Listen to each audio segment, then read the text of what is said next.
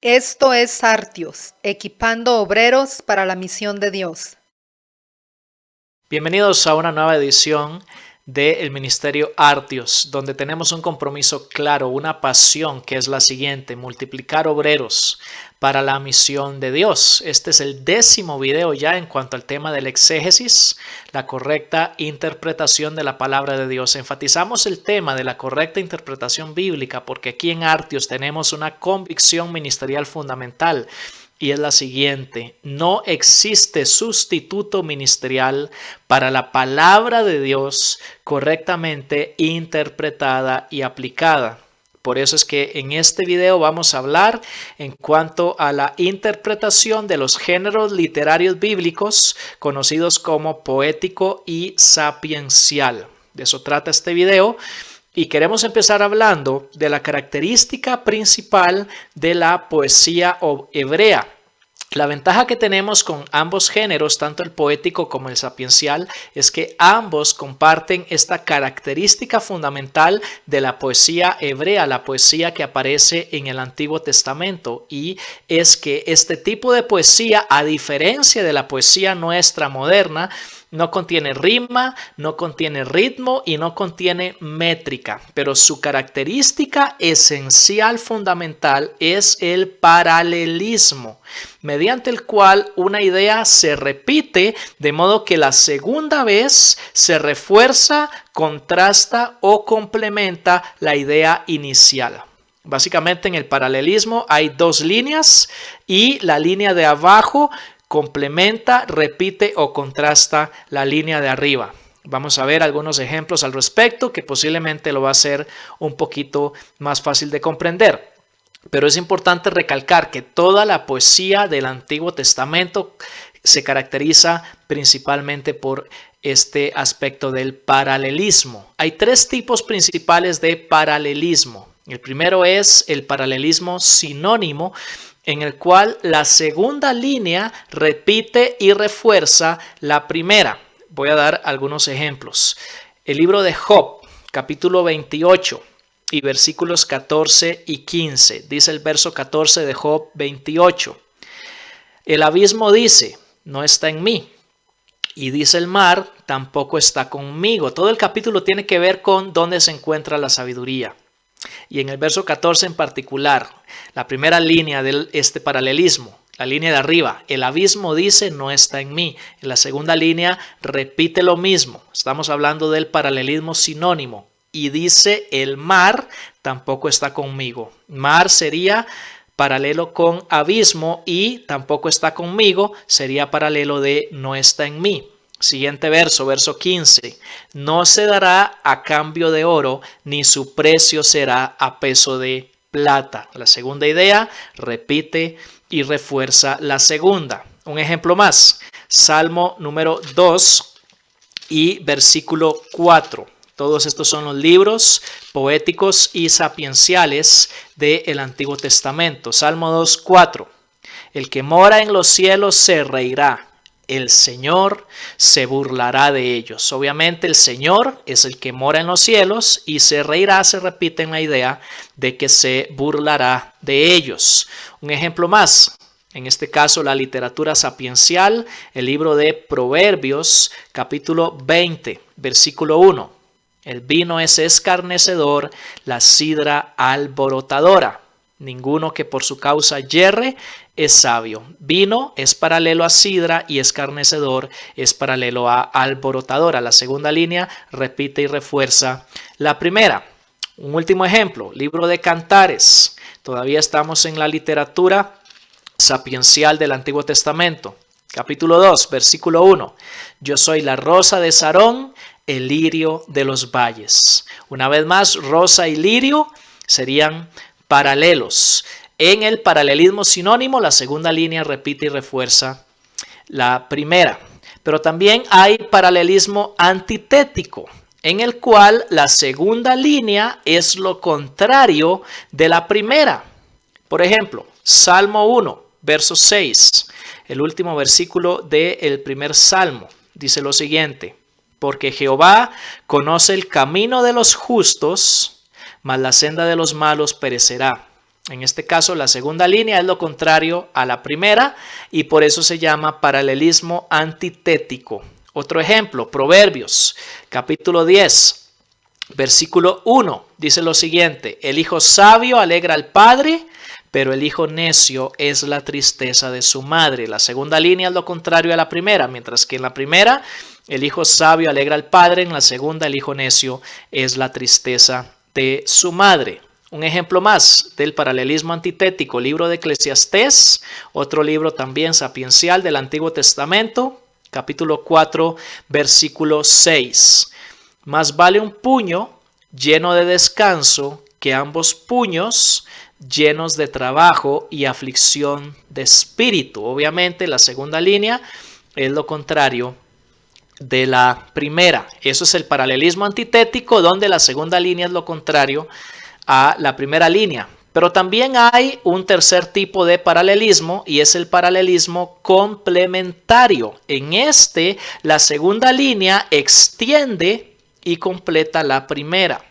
Por ejemplo, Salmo 119, versículo 11, un salmo muy conocido que dice lo siguiente: en mi corazón he guardado tus dichos para no pecar contra ti. La frase para no pecar contra ti no repite, no refuerza y tampoco contradice la primera línea. La primera línea es: en mi corazón he guardado tus dichos. La segunda línea del paralelismo nos da la razón o el propósito de por qué el autor ha guardado los dichos del Señor, y es para no pecar contra él. A este paralelismo se le llama complementario porque la segunda línea extiende y complementa la idea de la primera. Un ejemplo más, volvamos al libro de Job, en este caso el capítulo 38 y el versículo número 2. Dice lo siguiente: ¿quién es ese que oscurece el consejo con palabras sin sabiduría?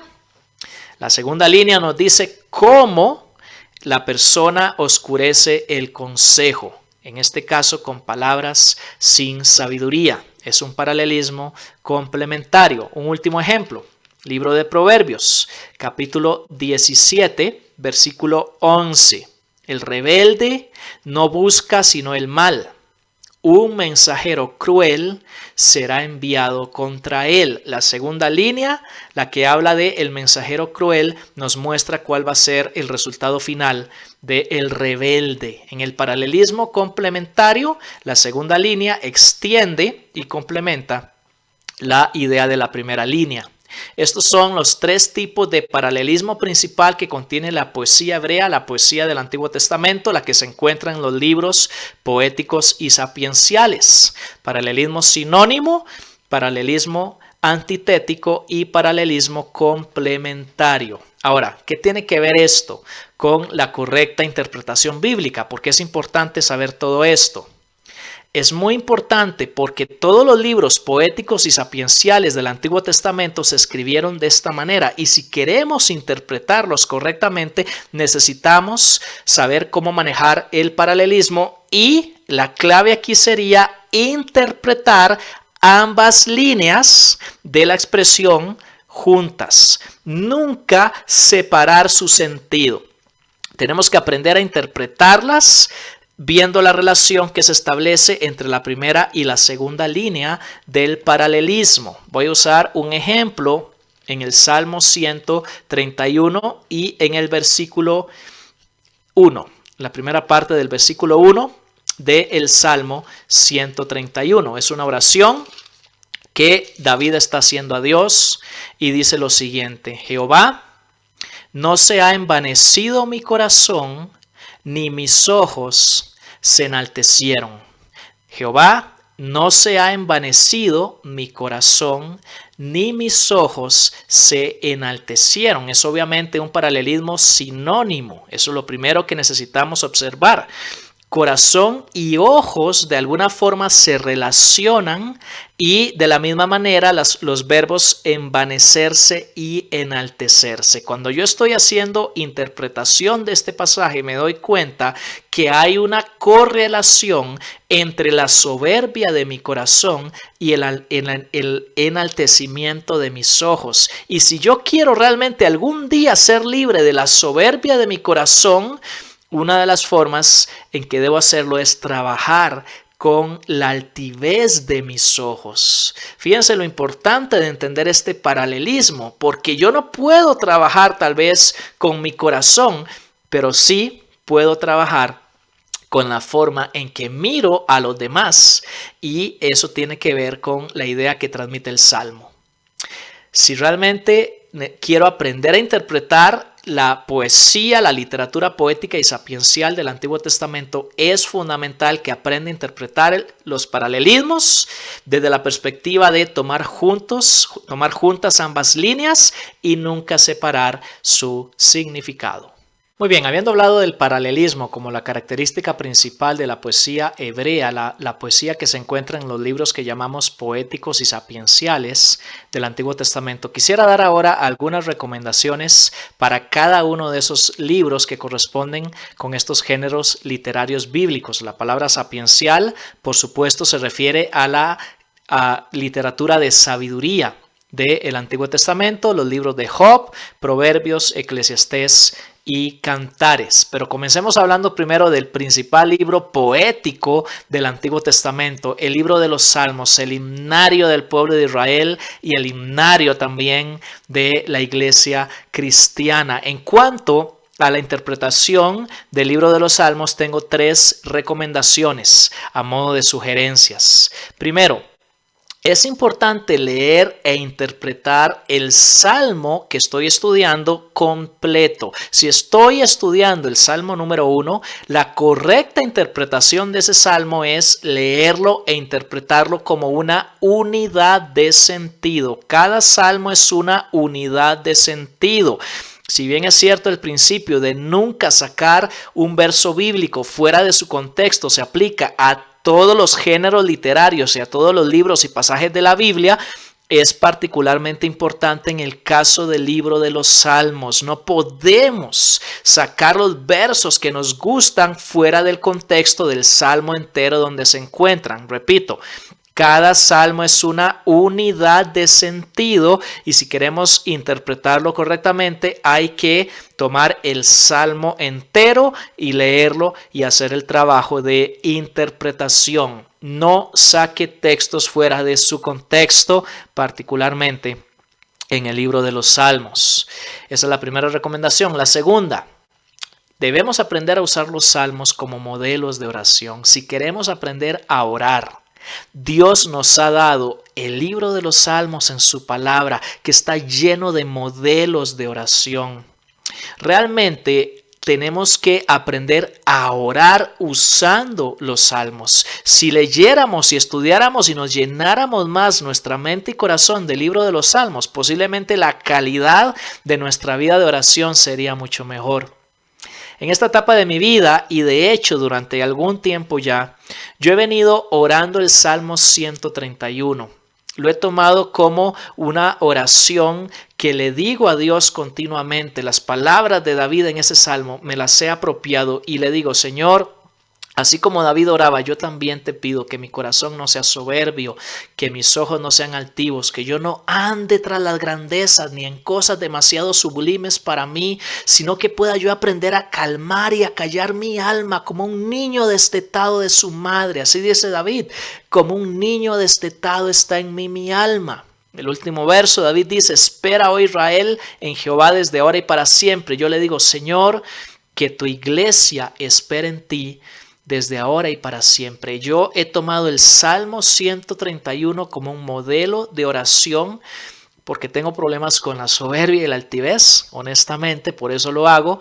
Y recomiendo que cada uno de nosotros tomemos los salmos como modelos de oración. para enriquecer nuestra comunión con Dios. Y la tercera recomendación tiene que ver también con utilizar el libro de los Salmos en el fortalecimiento y enriquecimiento de nuestra relación con Dios. Y tiene que ver con el asunto de tomar los Salmos para la meditación. En algún video posteriormente quiero hablar un poco más en cuanto a cómo meditar en la palabra de Dios. Interpretarla correctamente sin duda es prioridad, pero necesitamos también aprender a meditarla. Tal vez yo podría decir que la diferencia entre interpretar y meditar es que interpretar es un trabajo más que todo mental, mientras que la meditación es un asunto de agarrar esa palabra bien interpretada y sembrarla como semilla en mi corazón. Pero quiero hacer aquí una aclaración importante. La meditación provechosa proviene de la interpretación correcta. Esto es muy importante porque hay gente que quiere meditar la Biblia de nuevo sacando los pasajes fuera de su contexto. Al final no están meditando en la palabra de Dios. Están meditando en lo que ellos suponen, creen e imaginan que dice el pasaje. Pero si realmente queremos sembrar la palabra de Dios, no mis propias ideas en mi corazón, la meditación provechosa proviene de la interpretación correcta. Por ejemplo, el Salmo 16 y el versículo 2 es uno de los salmos que también continuamente me gusta orar. Dice así el rey David en el Salmo 16:2: Yo dije al Señor, alma mía, dijiste a Jehová, tú eres mi Señor, no hay bien para mí fuera de ti. Y me gusta complementar eso que dice el Salmo 16, que no hay bien para mí fuera de Dios, con algo que dice otro salmista, Asaf, en el Salmo 73 y en el versículo 25. ¿A quién tengo yo en los cielos sino a ti? Y fuera de ti nada deseo en la tierra. Fíjense qué hermoso unir estas dos cosas. Primero David le dice al Señor, no hay bien alguno para mí fuera de ti. Luego Asaf le dice, fuera de ti nada deseo en la tierra. Si llenáramos nuestra mente y corazón con estas verdades, sin duda nuestra relación con Dios se fortalecería. Pero repito, la meditación provechosa proviene de interpretar correctamente cada uno de esos salmos en la unidad de sentido, que es por un lado el Salmo 16 y por otro el Salmo 73. Pero sin duda necesitamos aprender a usar los salmos primero como modelos de oración, que ya dijimos, y en segundo lugar para la meditación, ese sembrar la palabra de Dios en nuestro corazón. Hablemos también del libro de Proverbios, el libro sapiencial, el libro de sabiduría por excelencia. En este caso tengo dos recomendaciones principales.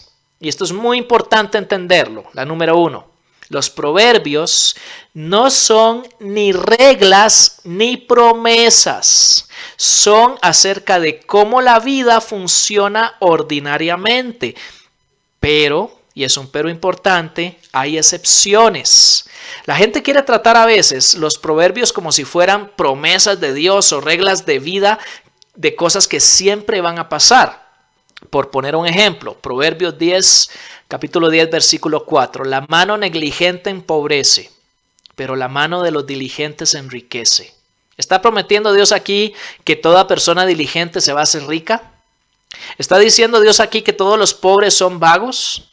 Ninguna de las dos cosas. Los proverbios no son ni promesas ni reglas. Nos describen el funcionamiento normal de la vida.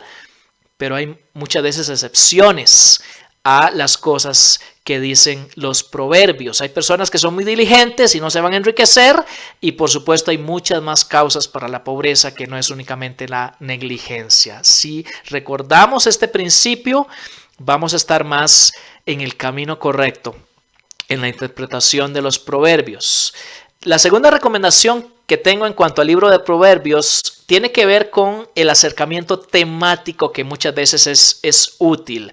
Los proverbios son una colección de dichos de sabiduría, pero a lo largo del libro hay muchos temas que podemos ir tratando. Por ejemplo, sería muy provechoso hacer un estudio del tema de la amistad. en el libro de Proverbios, o del tema del dinero en el libro de Proverbios, del tema de la pureza sexual en el libro de Proverbios y así de muchos temas más. En este caso, por supuesto, habría que usar una concordancia para ir siguiendo el tema a lo largo de los proverbios, pero aquí simplemente quiero recomendar este acercamiento temático que muchas veces es útil. El otro libro importante, uno de los otros libros importantes de sabiduría es el libro de Job. Necesito ser honesto acá. No soy un experto ni mucho menos en el libro de Job. Pero quiero hacer dos recomendaciones que he leído en otros autores que saben más que yo acerca de este libro. Primero, la importancia del capítulo 28. Todo estudioso serio del libro de Job te va a decir que el capítulo 28 es fundamental, porque ese capítulo presenta de alguna manera el tema principal del libro. La gente piensa que el libro de Job trata únicamente del sufrimiento de un inocente. Por supuesto que trata de eso, pero trata también de la búsqueda de la sabiduría, que es el tema del capítulo 28. Hay que tomar muy en cuenta ese capítulo.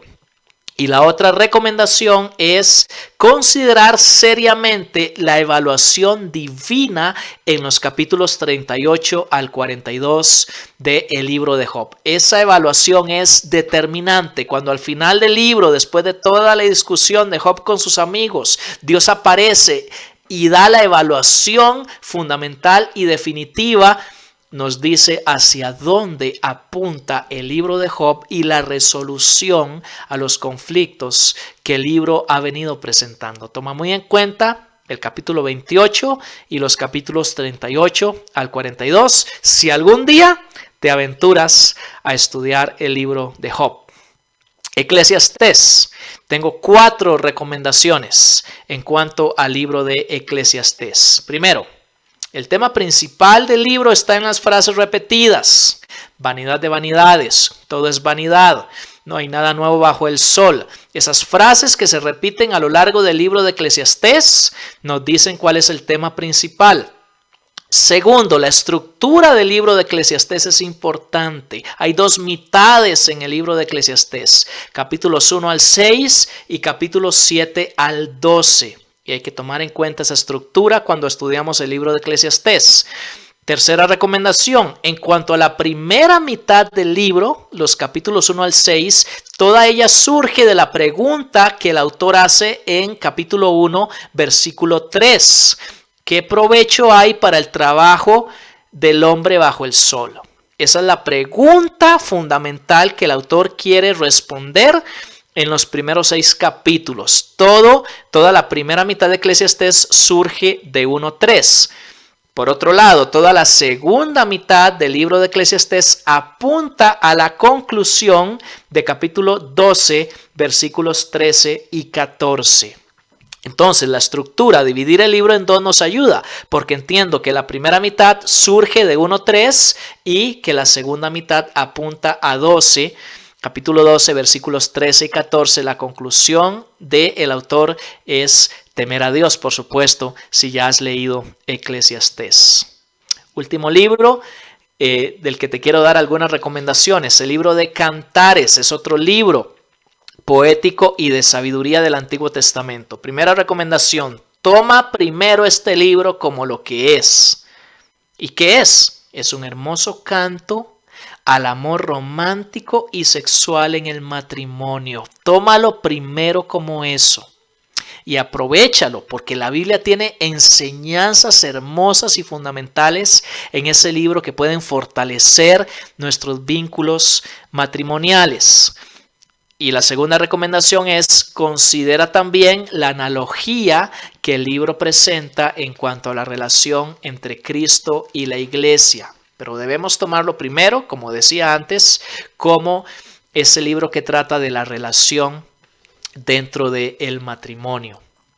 Ahora, habiendo dicho esto en cuanto al libro de Cantares, que de alguna forma apunta a la relación entre Cristo y la iglesia, quisiera terminar el tratamiento de este tema de la literatura poética y sapiencial con una cita del libro que he venido usando en otras ocasiones como Predicar de Cristo usando toda la Biblia.